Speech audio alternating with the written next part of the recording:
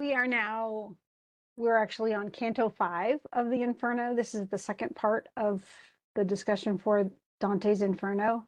And we are going to skip, of course, to the later cantos once we get through this one, because we're just doing the first few and then we're doing the end so that we can kind of look at the description. Now, this is the Italian.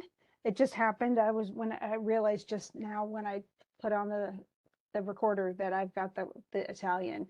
And I talked a little bit about the Italian on the first discussion. So make sure you watch both, because I go through cantos 1 through 4 on the other one, and then I'm going to do 5, and then the canto 5, and then do the last few at the end. So, but I will switch to that once I get there. But we're not doing it in Italian, we're doing it in English. And so essentially we got through the one yesterday, got us all the way through limbo, essentially is what it's called. And that's where all the people who were pre-Christian, who predated Christianity, who didn't know Christianity and didn't know, they weren't saved by Jesus or something. They're the ones they're stuck there. And that includes Virgil, the poet, the Roman poet, who is leading Dante through. And so now we're going to go to essentially the second circle. And that's, so the way that the Dante's Inferno is created, and I'm just going to go ahead and find you a nice, beautiful picture. And I should have put this up already, but I didn't. But the way that it's shaped, it's actually, and I'll see if I can make it a little bit bigger so you can see better once it actually comes up. Come on, y'all. It's not showing. Why? I don't even know, but it's not. But the way that it's shaped, it's essentially circular rings of people. And you go, it's almost like there's stairways on the side down, and you go through those little passages, and then you get to the next level, to the next level, to the next level. And so I'm going to move these over. Actually, I'll just delete these. We'll see if anybody shows up. But essentially what happens is you start up at the top, and you can see where limbo is. And that doesn't count. It's essentially, that's the first circle. And then there's a second circle, and then there's a third circle. And if you want to see it more, like, this actually lists them out. Okay, so limbo is circle 1, then lust is circle 2, gluttony. Each one has like one of those 7 deadly sins, but it gets worse. So heresy is not one of the 7 deadly sins, and yet it is essentially the 8th level. And then the last one, then we have violence and fraud. Why fraud's the bottom, I don't know, but it is. And then at the very bottom, and I think fraud is actually like a different kind of violence towards people. But then the treachery is violence against masters. And that's the big thing, because that includes violence against people that you should never be violent against. And it's not just, I mean, down in that violence area, close to the worst places are people who've committed patricide, like they killed their own fathers or they killed their own mothers, matricide. But mostly the people down at the very bottom, on that bottom level of hell with Satan, are people who killed more than their master, more than their parents. They killed like kings and stuff like that. So Julius Caesar, for instance, was murdered, and 2 of his murderers are in that level of hell. So it's the kind of that sort of thing instead. So, but we're at essentially he sort of ranks the bad things that you do, the sins, and besides not being Christian, which is that top level, the second circle is essentially sexual intemperance, people who are lustful. And so I guess Dante felt that of all of the sins, that was the least awful, because you fall in love with somebody, and your hormones get into it, and then bad things happen. But that includes people who have lots of sexual activity, and that's the lascivious, or the people who commit adultery. And many of the people in this particular circle committed adultery, and then they were caught and murdered before they could repent of their sin. Does that make sense? So for the Catholic system, if you sin, it's you have to go in and confess that you sinned and then get cleansed of your sin if you're going to go to heaven. But these are people who died before they can be cleansed of their sin. Okay. So he goes from the first of the circles, he goes down to the second one, and it surrounded less space, but there was greater pain. So this is a circle that's not quiet and contemplative like the one with purgatory. I mean, with I can never seem to remember the word. The one, I'm just gonna have to go back. I can't believe I can't remember. Limbo. I didn't even see a word. I don't know. So it's not limbo where people are just like, kind of resigned, and they might sigh a little bit, but below them, and this starts the wailing will continue all the way to the very bottom until we get to Satan, because then most people are frozen in ice and they can't wail. So it's a lot different. But in this case, this is where King Minos is, and that's the king whose wife Pasiphae actually did something wrong with a magic bull and created the Minotaur. But King Minos, I mean, a lot of Greek mythology says that he's one of the judges, one of the three judges in the underworld. And so Dante has picked up on this too. So he's still using Greek mythology somewhat in what goes on here, mainly because, of course, Virgil did the same thing. The Romans adopted Greek mythology and kind of used it themselves too. So the Italians are just continuing that. That's what so Dante's drawing from humanistic sources as well as religious sources to do what he does. And so there's King Minos, and he's snarling at people. He examines the sins, judges them, and then essentially tells them where they have to go, or sends them where they have to go. And that whoever comes up in front of him, they can't hide anything. So they confess completely to Minos, and then he very quickly throws him down. Essentially, Minos's tail, wraps around the guy and then tosses him down to the correct level. And then Minos says, "O thou that comest to the inn of woe, see how thou enter, and in whom thou put thy trust. Let not the gateway's width deceive thee." So the gate is wide. And then essentially, Virgil asks Minos, "Why are you crying?" Because he seems really mean, menacing. And he says, and he's like, "Why are you even warning this guy?" He says, "Hinder thou not his fate ordained advance." In other words, he's saying, he's not to be judged yet. He's not a soul that's been, that's died and gone. And so he says, no, he goes, it was yonder willed. In other words, by God above, where there is power to do whatever is willed. So ask no more.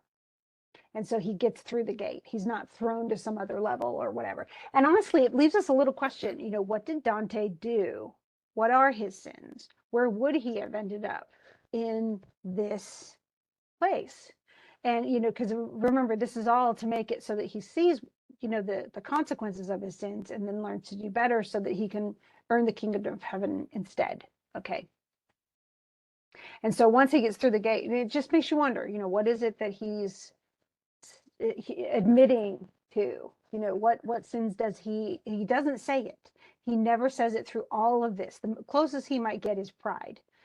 There is a point in the Purgatory, in the second book, Purgatorio, where he thinks to cross a river, and Beatrice is guiding him at this point, and she says, "Well, what makes you think that you deserve to cross that river?"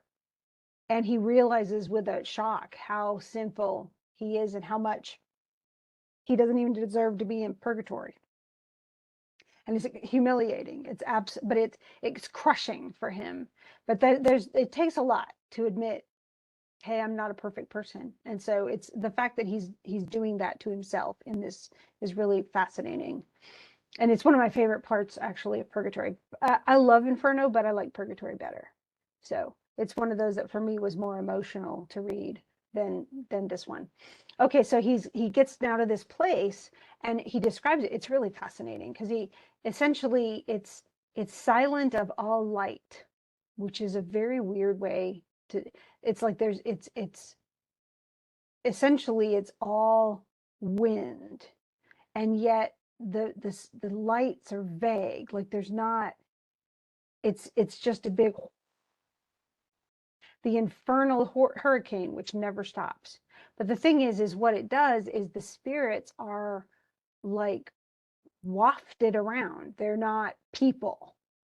They don't have flesh and bone. They don't have any real corporeal matter at all. They're just whirled around it's they're made into little hankies or something. It's even more like mystical and weird than that, but it essentially whirls them all around as fast as it can, and it whips them, it hurts them. The wind is actually hurting. um, and when they come near, you can hear the lamentations, moans and shrieks. They're cursing. Remember, they can never come out. So these are people who are condemned forever to be in this kind of a torture. And I understood that to this kind of pain are doomed all carnal sinners who subject their reason to their sensual. In other words, if you think with your libido and you think with your passion and your feeling and you let it take over reason, this is where you're going to end up.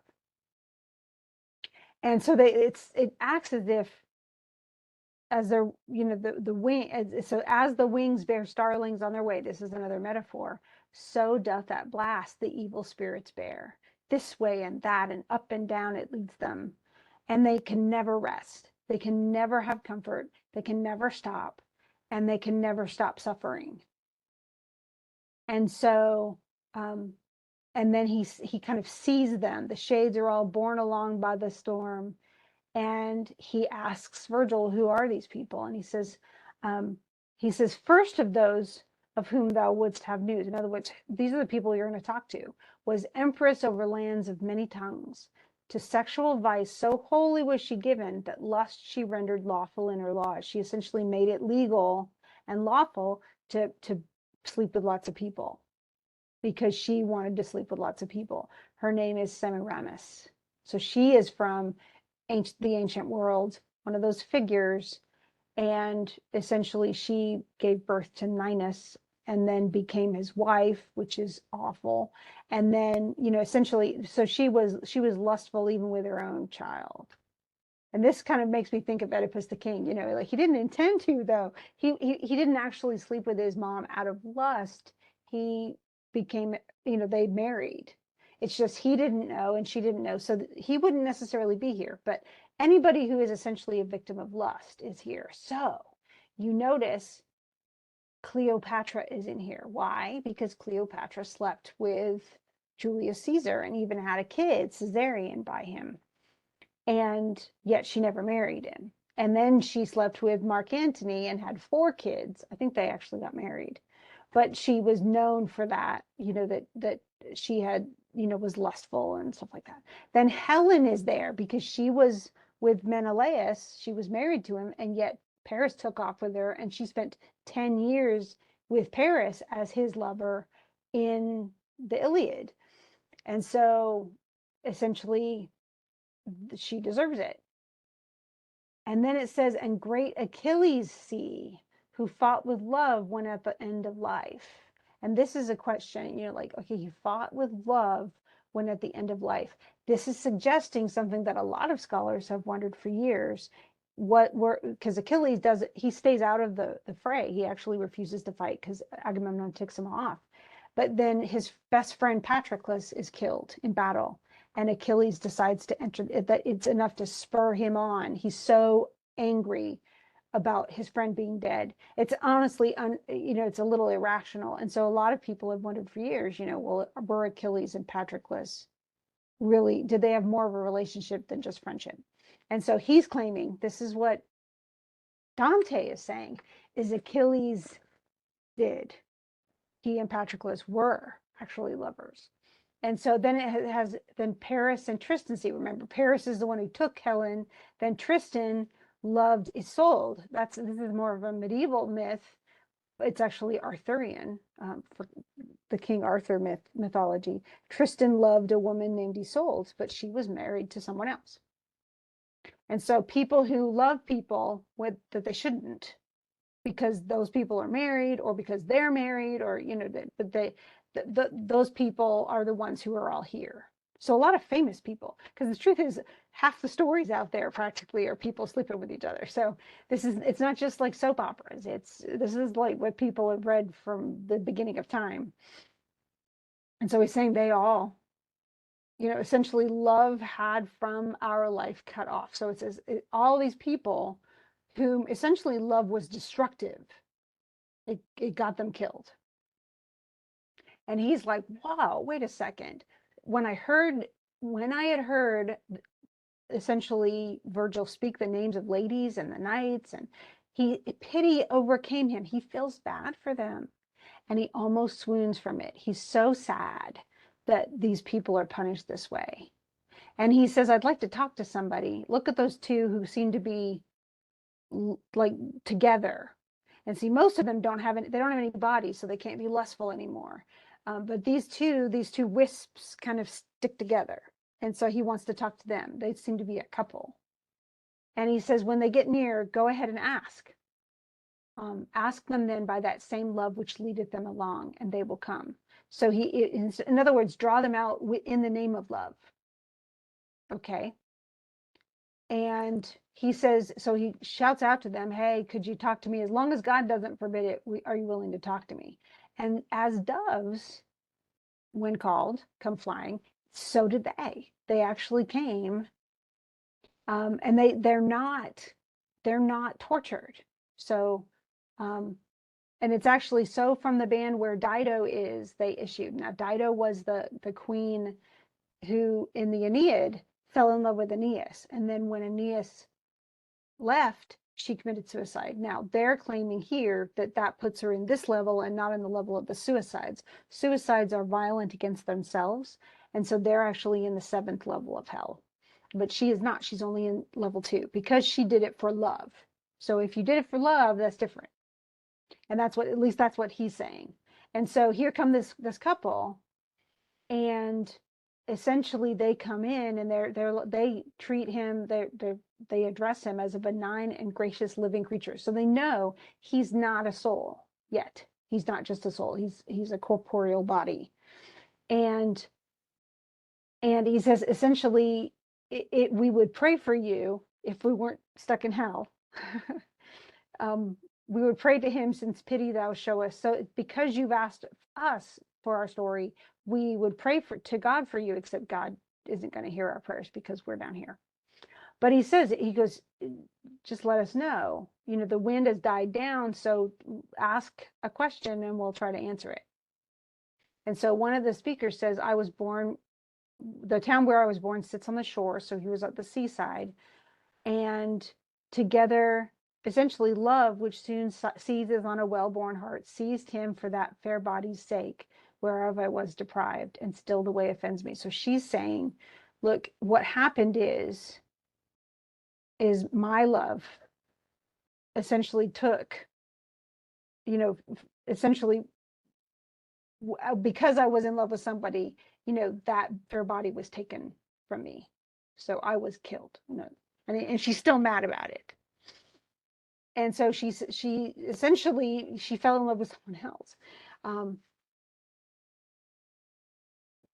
because she was so overwhelmingly in love with this other person, and she's still overwhelmingly in love with them, and that's why those two little wisps are together. Okay, love to a death in common led us on, and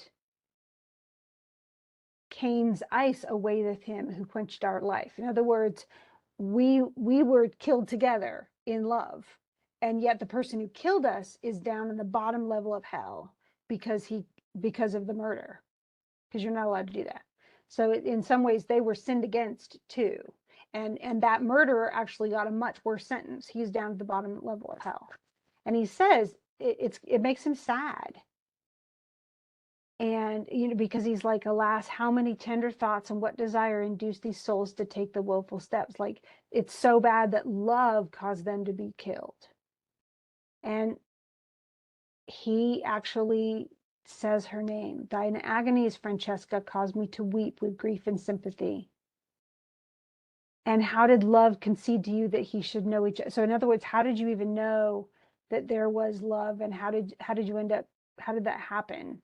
And she says it's painful to remember. There's no greater pain than to remember happy days in days of misery. And this Virgil knows. Okay.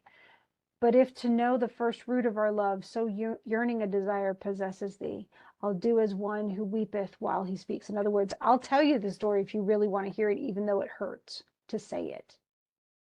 And essentially, they were reading about Lancelot and how love overpowered him. And they were just reading it alone. But as they were reading together, it often, they exchanged glances, and then they'd get pale. And then one passage only overcame us. When we had read of how the longed for smile was kissed by such a lover, this one here, who never more shall be divided from me, trembling all over, kissed me on the mouth. So they were actually induced into love by reading a book together, which I think is a kind of adorable. But the problem is they're also in hell. And they kissed, and then it probably went on from there, but he doesn't go into it. But then this spirit weeps. And when she wept, it was so sad that Dante actually passes out. He swooned away as though about to die, and fell as falls a body that is dead. So, and that's kind of where it goes. But it also creates a transition. Now, what's interesting is this whole idea of Francesca. And so Francesca, we know, is probably, I think she's actually a relative of Dante's. And she's either a relative, or she was a friend of Dante's. And she was found essentially with a person, and they were both murdered by the husband. And so the truth is, does that happen? Oh, yes, it happens. But essentially what Dante says is, because their sin is not as bad a sin as what the other, they didn't murder each other, they loved each other. And there's a lot that we can forgive because of love. And I think that's what Dante's kind of getting at. Like, we can forgive a lot because of love, but in this case, because they were killed in the midst, right after they had committed adultery, they're stuck. Had they been allowed to be cleansed of their sin first, they would have been able to go to heaven. The husband would not, because how is he going to take back being murdering somebody? Well, he doesn't. He ends up in the bottom level of hell. And so there is absolutely a tendency for Dante to choose. Okay, these are the good. These deserve this kind of a punishment, and these deserve that kind of a punishment. So even though that couple ended up in the second level of hell, they are less blown around, and they get to stick together. Even though they can't be bodies, their little wisps get to stay together for all eternity, because they still love each other. That actually didn't destroy their love, which is really kind of sweet and sad all at the same time. Okay, so now we got to move to 32. We are skipping way ahead. Now, as we go, as they went through all these levels, the sins became increasingly worse, but the punishments did too. And so this is something to keep in mind as you go, that he essentially always tries to design punishments that fit the sin. Okay.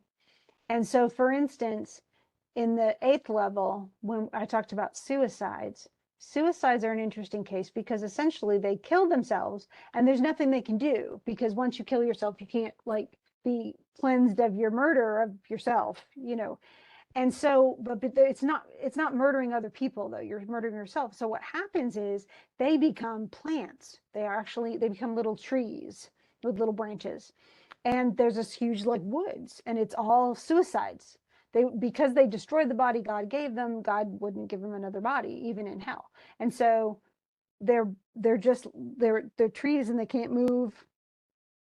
They can't talk, they can't anything. But Dante accidentally, the character Dante, accidentally breaks off a branch.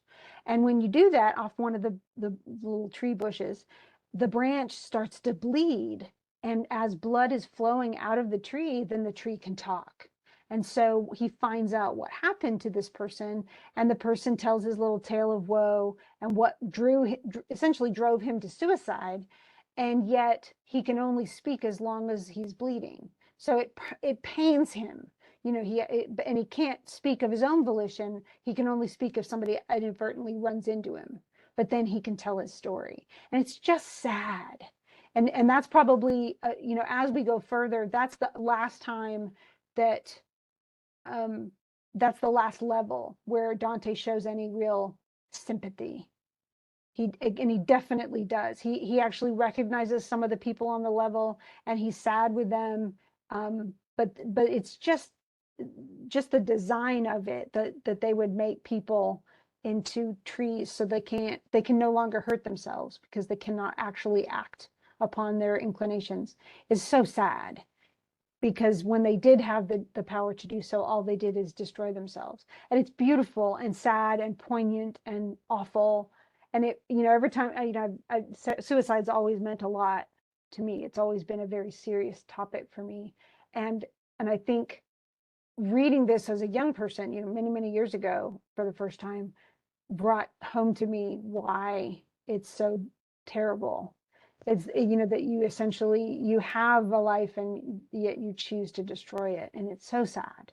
It's not something you want for anybody, and yet so many people still, it's such a problem today, even today.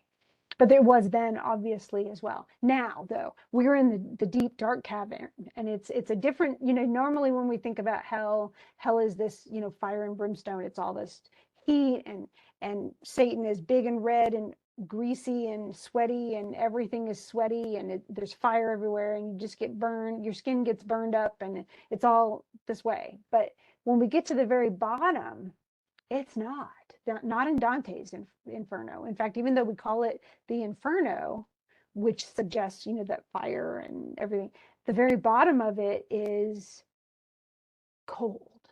It's iced over, and it's frigidly cold. It's like Antarctica, only worse. It's Antarctica in the dark, with lots and lots of wind. And we'll talk about kind of how the wind happens and stuff like that. So if you've read this already, which I hope you have, it's just really, it's very descriptive, and it's not at all what most people expect, and especially since we are used to abandon hope, all ye who enter here, that phrase that on the gates of hell, which Dante invented. But then his actual bottom level of hell is nothing like this. If anything, all the fire stuff is in the fraud and the usury and stuff like that, all the almost to the bottom level, but not quite. Okay, so then he's going through, and this is the darkest part. And it says this is not for kids. It's not for fun. So it says it's not an enterprise wherewith to jest. So it's not a comedy, nor for a tongue that says mom and dad. So babies and kids are not to be reading this. Let then those ladies give my verse their aid. And that's the muses, to make his poetry good.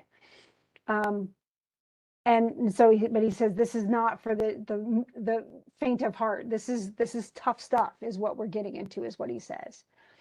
And so he's essentially describing where we are. So when we were drawn within the gloomy well beneath the giant's feet, because the giants are in the previous canto, though lower far, and I still gazing at its lofty wall. So he's kind of like looking up, like, wow, that's so weird.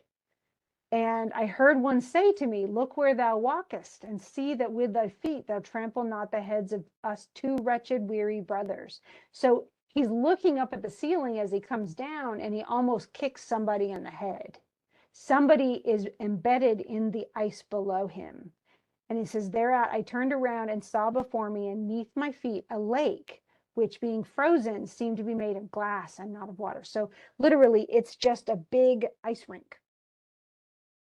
it's of course a half darkened cavern. And he says the Danube River up in Austria never made so thick a veil in winter. So in other words, it's never iced over that cold and that thickly. It's all ice. It is just one big thick block of ice. And so it was never that cold. Okay. And it's essentially comparing it to all these other locations. No, it's much bigger, much thicker, much more frozen. And essentially, he talks about, it says, as a frog remains to do its croaking with its muzzle out of the water. Okay. So are these people with their heads popped out of the ice. They're embedded, their whole bodies are inside the ice, and their head is sticking out of the ice. And essentially, they are woeful. They're mad, they're angry, but each kept his face turned downward, and from his mouth the cold, and from his eyes his saddened heart provides itself a witness in their midst. So there's cold, and they're essentially trying to keep themselves from being, iced up in the cold. And he sees the two heads. Remember, one person spoke to him and said, be careful, you're gonna end up stepping on me or my brother. Okay. And the two boys are stuck together, and their hair was even like connected, so they're really close. And he says, they're pressing thus your breasts together, say who you are. And it says, when they raised their faces, their eyes were moist only inwardly before, but they gushed upward through the lids, so they're crying, whereat the cold, binding the tears between them, closed them up. So essentially they look up to see him, and they're weeping, and because of the air, it's so cold, it instantly freezes, and it even freezes their heads together and freezes over their eyes. A clamp ne'er bound so tightly board to board. So whereat so great the anger mastering them, like two he-goats, they butted one another, and they're furious. One, who had by reason of the cold lost both his ears, said, why do you mirror these so much on us? In other words, if you would know who these two near thee are, the valley from which thy Byzancio flows belong to their sire Albert, and to them. Okay, so he's saying and somebody outside said, why are you asking them? Because, you might even know them, but these two people are brothers, both sons of Albert. And thou canst search through all Cana, and Cana is this last level. And the reason it's Cana is just like Cain and Abel. Cain killed Abel, his own brother. These are people who've killed themselves. I mean, not killed themselves, their own brothers, sisters, parents, grandparents, kids, all that. The people who were violent against their own families. They were people who were violent against people in their own clans. So if they had an extended sort of tribe and they killed people, essentially people were disloyal too. And it also goes to the people who are murdering people who are their masters. They're not family, but they're people they're supposed to serve, and instead they, like kings and things like that, and instead they kill them. And it says, and he goes, they issued from one body, and he says, you'll never find a shade more worthy to be fixed in ice. And that included, different Arthurian knights. And it says, nor this fellow here whose head so blocks me that I cannot see beyond. And he says, who he was, if you are Tuscan, you know already. And so he says, he goes, I was Comisión de Pazzi, and that, to excuse me, I essentially is Carlin. And then he looks around, and there are so many other faces. I mean, the truth is there are probably thousands and thousands of faces down there, but he starts identifying different people. Now, it's not the same, like most of the people are not like famous people. And like most of these names, Comisión de Pazzi, they're not people we would necessarily know. They're not part of it. Now, some Italians might still study some of the those histories, like with the Medici or something like that, but mostly they don't know. What's interesting though is this is one of the few places too where Dante is affected by the cold. So while toward that center we are moving, because they're moving along the ice towards the center of the ice, and they will eventually go right down into the hole in the center. But he was freezing to death. And he says, he goes, I know not whether it were will or fate or chance, but as I walked among the heads, hard in the face of one, I struck my foot. So he accidentally kicks a guy. And he's like, why are you hurting me? And he says, unless you come to increase the vengeance of Mont Aperti, why do you molest me? And I said, teacher, wait now for me here. And he says, he goes, I need to check something with this guy. And then I'll hurry on. And so Virgil stops. And then he says, teacher, all those references to my teacher, that's all Virgil. And so he asks the guy, he goes, what sort of man are you that you scold people so? And he says, now who are you that go through Antenor smiting cheeks so roughly? Who are you to kick a person in the face? And he goes, I'm alive. And he says, and it may profit thee for me to place thy name, if fame thou ask, among my other notes. In other words, if you want to be famous, you want people to tell people your story, this is the time to talk, dude. Because I'm writing this poem. And he goes, no, I don't want anybody to know who I am. Away with you, and bother me no more, for ill thou knowest dost thou know how to flatter in this bog? In other words, most of the people here wouldn't want to tell you their names. And he says, you have to. He grabs him by the neck and says, you are going to reveal your name, or I'm going to rip all your hair off, or that no hair remain upon thee here. And he says, if you pull out my hair, I won't tell you who I am. And you could fall upon my head 1,000 times. And he starts ripping the guy's hair out. More than one shock had I plucked from him while he was barking. And he says, and another person yells out, what ails thee, Bacca? He says his name. Is making noise with jawbones not enough unless you bark? What devil touches you? And he says, henceforth, I would not have you speak, perfidious traitor. So Bacca is an actual person that Dante had problems with. And so he ends up being able to kick him in the face. This is like stuff, what is that, the thing, be careful, I'm a writer, so be careful, or you might end up in my next novel. Well, here he gets to pin the crimes on people that he has differences with, Dante does. And he actually picks him. He goes, oh, it is Bacca. And Bacca, he essentially, he's already torn out some of his hair, but then he kicks him in the face. He does all sorts of stuff. And so, and he kind of goes through some of some of these people literally, it's hard to research because they're people that Dante knew, but we don't necessarily have a lot of historical records that say,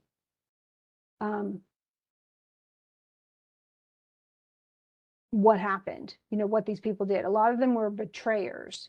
Like you could probably put, the people in the Trojan horse and the guy who lied about it all to get the Trojan horse to be taken into Troy.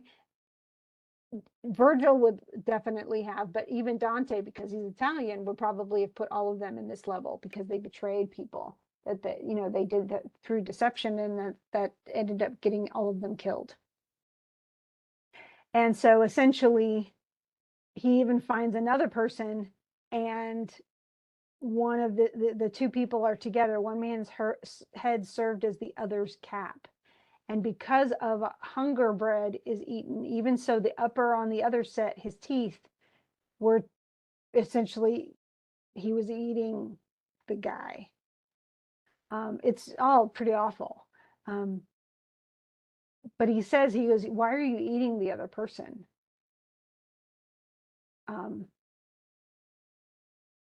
And essentially he says, He goes, I know us, I knowing who you are, and that one sin may quit thee for it in the world above. In other words, what is it that that other person did to you that you were allowed to sit there and gnaw on his head? Okay, and that's how we get to the bottom, to the next canto, canto 33. And from his grim meal, the sinner raised his mouth and wiped it on the hair of that same head. So he was literally eating the guy's brains. And he said, it's grief that breaks my heart. I renew a hopeless grief, the thought of which already breaks my heart before I speak of it. And this is a traitor. This is what, of course, all the people down here are traitors, whom I gnaw. Speaking and weeping shalt thou see together. He goes, I don't know who you are, but I was a Florentine. No. Well, he says, you seem to be a Florentine. Know then that I was Count Ugolino. And this man here is Ruggieri, the archbishop. Now, that's a holy person, okay? But essentially what happened, he trusted this man, and the man seized him and put him to death, of course. But that's not the problem. And that's not as bad as how else he wronged me, essentially. So essentially, he put me in a tower, and the tower, because of him, is named essentially the Hunger Tower, and in whose walls still others are going to be locked and starved. So I'd seen, I'd been there for months when I had an evil dream, and this one therein, this person that I'm chewing the head off of, essentially seemed to be chased the wolf and wolfings, so the little babies, toward the mountain which hinders Pisans from beholding Lucca. And so he's saying he had this dream of that he was set after both a wolf and the little baby, all the babies, the wolf babies. After a little run, both father and son seemed weary. Then methought I saw their flanks torn open by sharp pointed fangs. And so essentially the wolves get just torn apart. So when I awoke, I heard my children who were there with me in the tower sob in their sleep and ask me for their bread. So they're starving. Cruel indeed thou art, if thinking what my heart forebode, thou grievest not already. And so he's not only in the tower starving, his children are with him starving. Awake they were, and now the hour was drawing nigh when food was brought to us. Okay. And they're all worried because nothing's happened. Then I heard the dread tower's lower door nailed up. In other words, they're not going to bring any more food. He says, I did not weep, so like a stone had I become within. The kids wept. And my poor little Anselm said, Father, thou lookest so, what ailed you? But still I did not weep, nor did I answer through all that day, through the following night, till on the, essentially these days go by and they haven't been fed. And he says, when I perceived by their four faces the next morning how I looked myself, I bit in anguish both my hands. And they, thinking it done because I craved to eat, immediately stood up and said, would you just eat us? Because you clothed us and you took, gave us life. So why don't we give up ourselves so that you can eat? And he doesn't eat it. He doesn't eat the kids. But then on the fourth day, after not eating, his child Gatto says, my father, why don't you help me? And there he died. And between the fifth day and the sixth, I saw the three fall one by one. And for 2 days, I called them after they were dead.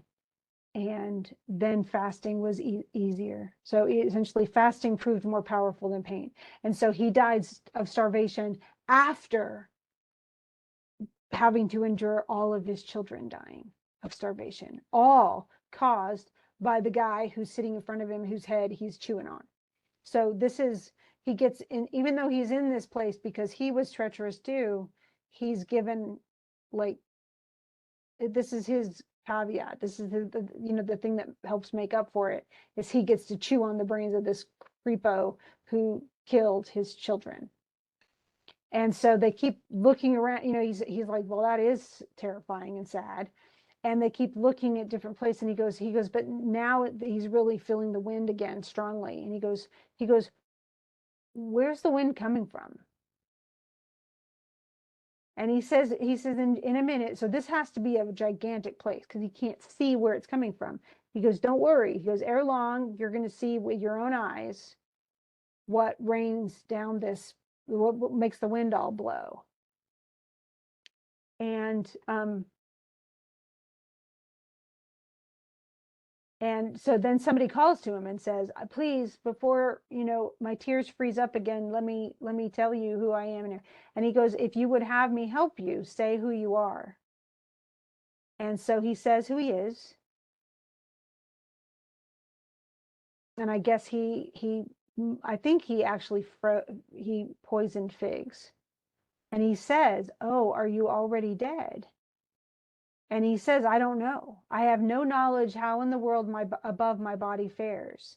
Such is the privilege of the Ptolemaic, that frequently a soul falls into it before they have died. So this is just like with, and we didn't cover that section, but just like with the Pope, he's alive, and yet he ends up in a level of hell because God takes his soul early because he was that bad. So he's probably still, this guy is probably still alive up on earth, but he was bad.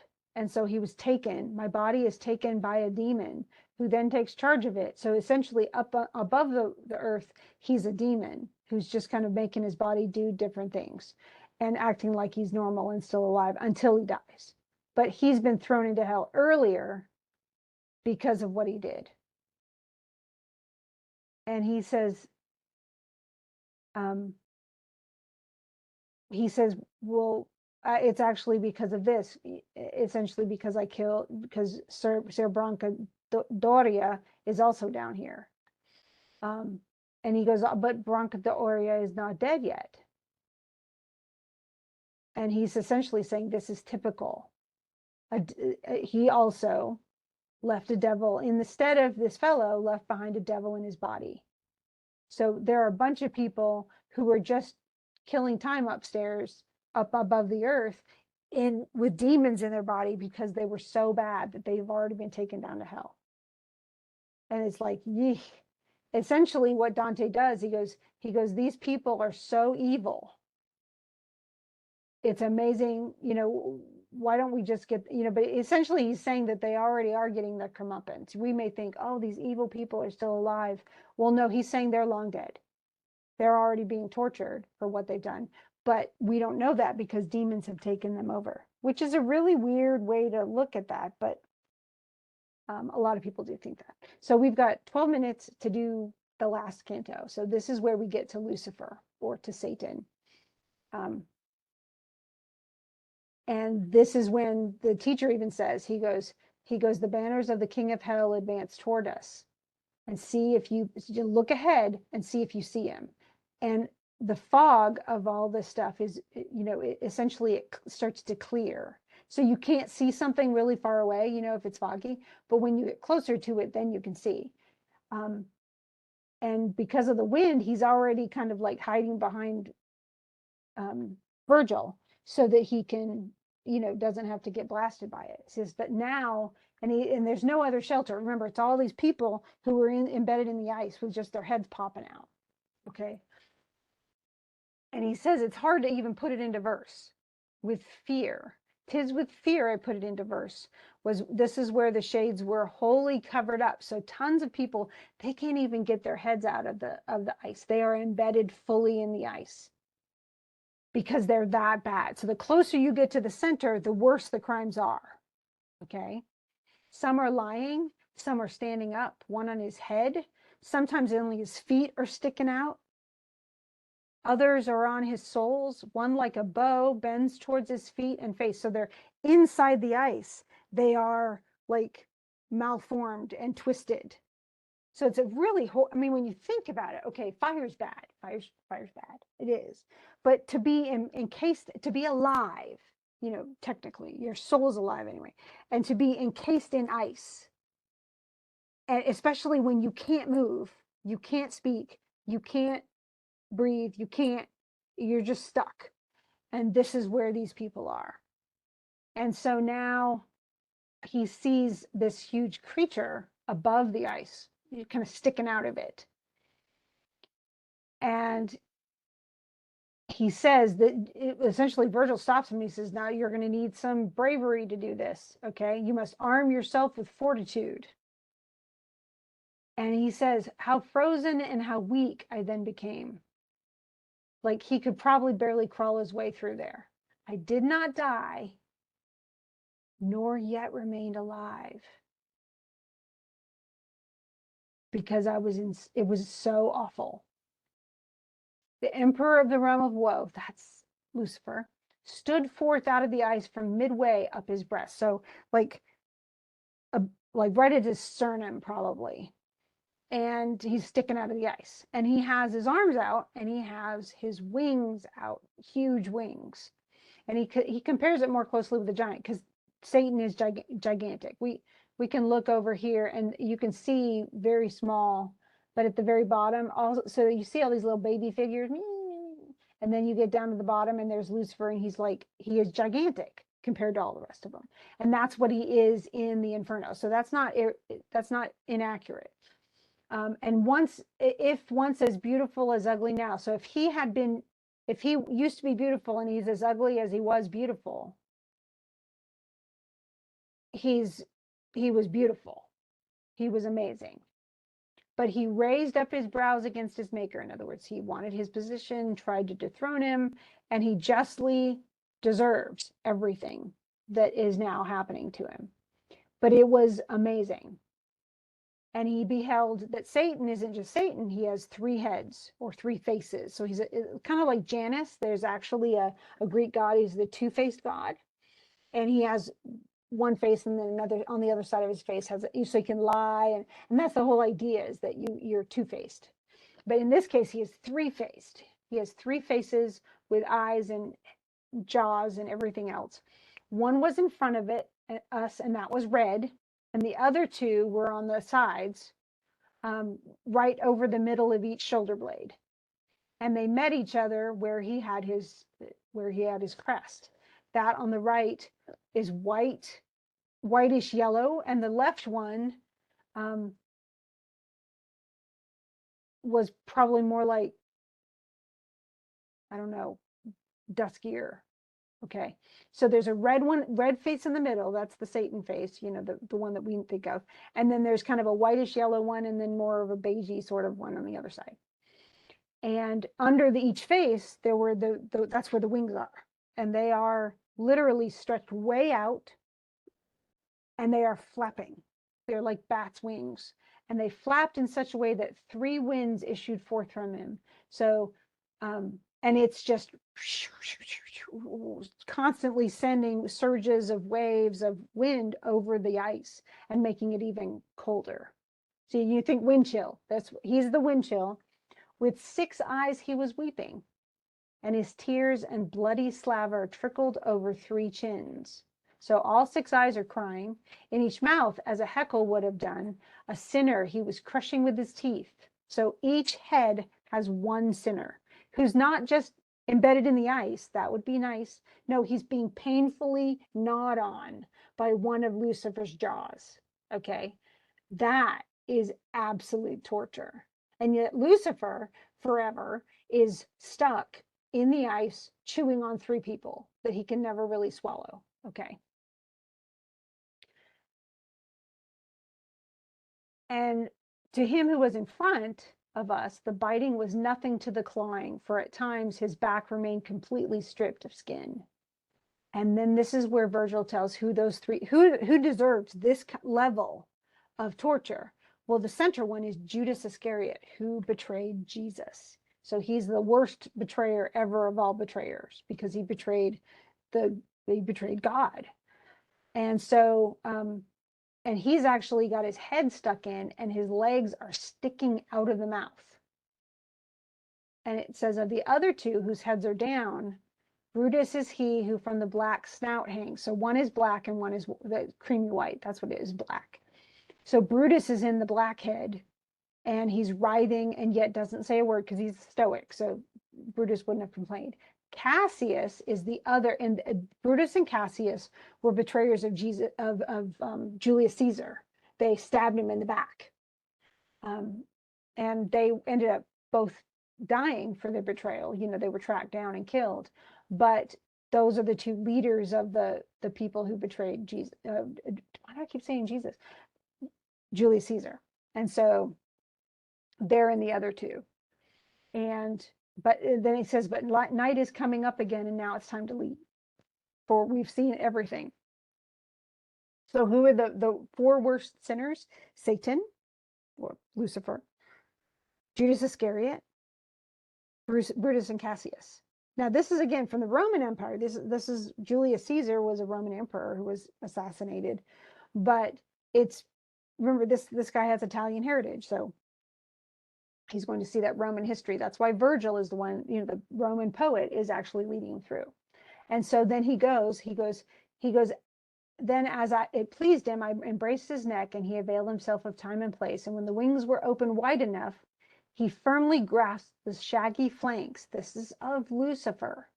And then from tuft to tuft, he downward descended between the matted hair and frozen crest. So there's actually a tunnel that's down around where, because I guess Satan has a lot of fur, and there's a gap in the ice, and so they climb down Satan's fur, doop doop doop doop doop doop doop doop doop. It's very visual, and then go through that crusted ice. And essentially, once they get down there, Satan's legs are sticking out, and both of them are kind of tired. And but what's funny is once they climb down, they suddenly flip over. And so instead of his legs hanging down and they continue going down, he realizes that this whole time that they've been going down the tunnel of the underworld, you know, down through the Inferno, they're actually moving up through the earth to the top, to the earth's top, and that's where purgatory is going to be. And so everything was actually upside down. And now that once they climb through the ice, the gravity changes and they're standing up, and Lucifer's legs are literally sticking up in the air. And so, and it's just kind of weird, but that's the way it is. So, raising my eyes, I thought I should still see Lucifer the same as when I left him, but I beheld him with his legs held up. And thereupon, if I became perplexed, let those dull people think who do not see what kind of point which I had passed. So essentially he's saying, he goes, well, you weren't there, so you can't know but that's what happened. All I can say is that's what happened. And from this point, they're actually going to move up, but it's up into purgatory. And then they're going to go through those levels of purgatory. But that's for another, this is the end of the book. So he says, you know, Virgil's like, well, let's go. We still have more to do. The way is long and difficult, the road. And now the middle tier, the sun returns. So once the sun is up, then we can travel on purgatory. And that's what you're going to find out is purgatory. Well, you're not going to unless you read it, which I do suggest. But purgatory is going to be that point where they start going up. And the only way you can move forward is in sunlight, because it's equated with sun, S-O-N. And that's the Son of God. So they can move up, but everything's going to happen in daytime now. It's not going to be nearly as creepy. So essentially, they're just following kind of a passage. And he says, before I tear myself from this abyss, teacher, talk to me a little and correct my wrong ideas. Where is the ice, and how has one fixed this upside down? And, you know, so he's asking all the questions we might ask, like, why is it upside down? And how in so short a time has the sun crossed from evening to morning? And he says, you think you're still where we were, where I seized the hair of that bad worm who perforates the world. That's Lucifer. While I was going down, you were beyond it. But when I turned, you passed the point where all the weights are drawn on every side. So he's essentially saying we passed the hemisphere, and now we get to go. It has no astronomy. It doesn't have any place in like physics or anything. It makes no sense. But he's saying, look, we passed that point, and now we're going up, and so we're on the other side of the earth, essentially. And so we're beneath the hemisphere opposed to that great dry land overcovers. So, and it's not true geography, but that's kind of what he's doing. So you have thy feet thou hast upon the little sphere, which forms the other surface of Judaica, which is just like the ethereal sphere. It is morning here in purgatory whenever it's evening in hell. And the person who made our ladder with his hair, the person, Lucifer, is always going to be fixed fast. There's nothing that will ever change for that. He fell out this side of heaven. So in other words, they're saying that this is where he fell through. He came from heaven, which is further up. And when he fell from heaven, he fell and was immediately stuck in the ice. And he's been there since. Ever since, he's been stuck right there in the ice and he can't move.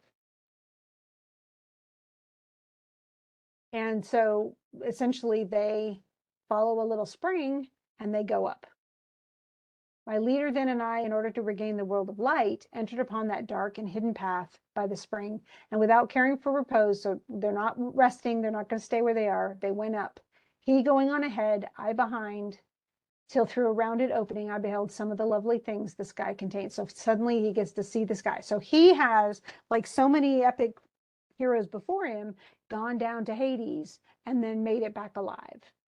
Just like Odysseus, just like Aeneas, now Dante has traveled through the underworld and then come back and lived to tell the tale, supposedly. Now, we're not going to go into Purgatorio or Paradiso, but I'd like you to understand kind of what those structures are. So just keep that in mind. Hopefully it's been helpful. If not, though, if you have any questions after looking through these videos, please, please, please talk to me. Okay? And I will talk to you later. I'll post this as soon as I can tomorrow. Bye.